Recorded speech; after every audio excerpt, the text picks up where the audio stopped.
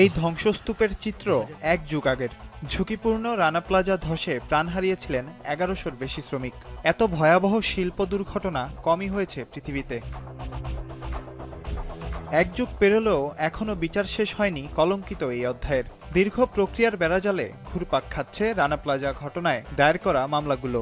এখনও তাই বিচারের অপেক্ষায় দিন গুনছেন ভুক্তভোগীরা। আমাদের দাবি আমরা সুবিচার, আর রানা প্লাজা সকল ভাই বোনদের পুনর্বাসন আর এক জীবনের ক্ষতিপূরণের আয়ের ক্ষতিপূরণ আমরা চাই। আমাদের কিন্তু আমরা ওষুধ খেলে এবং তোমার ওষুধ ভালো হবে না, তার সাথে কিছু খাইতেও হবে।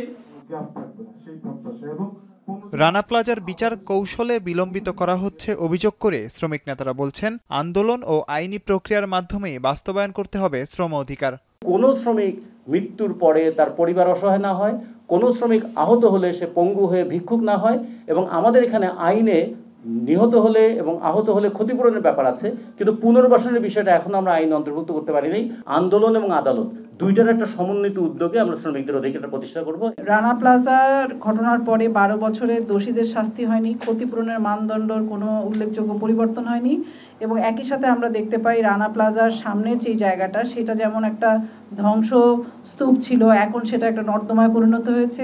পুরো ঘটনার সত্য উদ্ঘাটন করা, আইনি সহায়তা দেয়া সহ বিচারের কাজে জটিলতাগুলো সমাধানে জোর দেন আইনি সহায়তা প্রতিষ্ঠান ব্লাস্টের সম্মানীয় নির্বাহী পরিচালক ব্যারিস্টার সারা হোসেন। তিনি আরো বলেন, শ্রমিকদের ক্ষতিপূরণের বিষয়টিও আইনি কাঠামোতে আনা প্রয়োজন।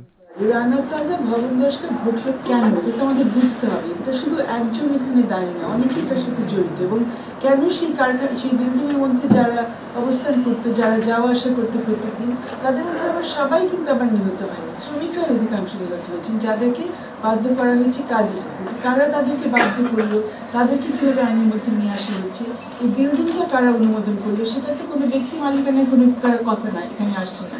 সরকার বা রাষ্ট্রের কোনো কর্তৃপক্ষের সাথে জড়িত ছিল, সেই বিষয়গুলো নিয়ে কিন্তু আমরা এখন পর্যন্ত কোনো সুরাহা পাইনি। রানা প্লাজার বিষয়টিকে জাতীয় ইস্যুতে রূপান্তরের কথা বলছেন শ্রম সংস্কার কমিশনের প্রধান সৈয়দ সুলতান উদ্দিন আহমেদ।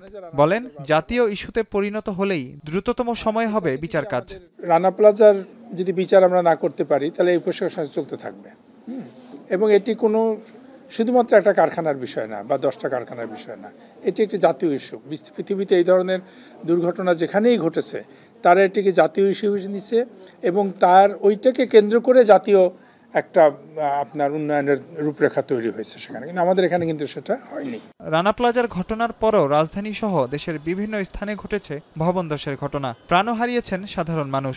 ভবন নির্মাণ ও ব্যবহারের ক্ষেত্রে তাই সচেতনতার পাশাপাশি আইন প্রয়োগে কঠোর হওয়ার দাবি সংশ্লিষ্টদের। মাঝার ইমন, এখন, ঢাকা। সানবিট সব দিবে সামাল। সানবিট ম্যাজিক প্রেস ডিশওয়াশিং এর মাথা ঘোরানো সলিউশন।